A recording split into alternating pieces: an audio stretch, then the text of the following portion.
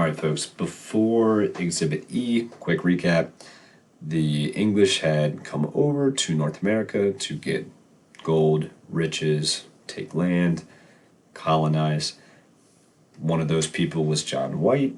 He came over to an island called Roanoke, which is now in North Carolina. They called it Virginia at that point. And he needed more supplies, so he left his family, friends, settlers, went to England, got stuck there for 3 years, came back, found no one. All the buildings were gone, just a wall was left, which raised questions about why they had to build a wall, and then a carving in a tree that said Croatoan, which was a neighboring tribe. But that neighboring tribe had good relationship with the English.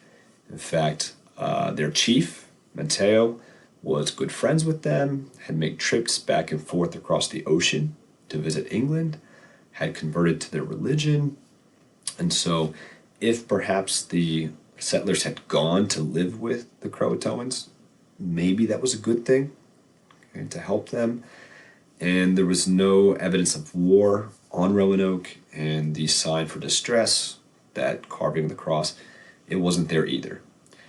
John White never made it to Croatoan Island to see for himself because of the damage to his ship. So that brings us to Exhibit E, a map of Roanoke.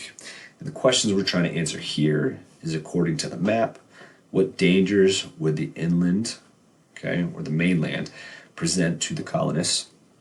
And then also looking at the map, what is the benefit of the Roanoke Island location? So when you look at this map, they kind of break it down for us here.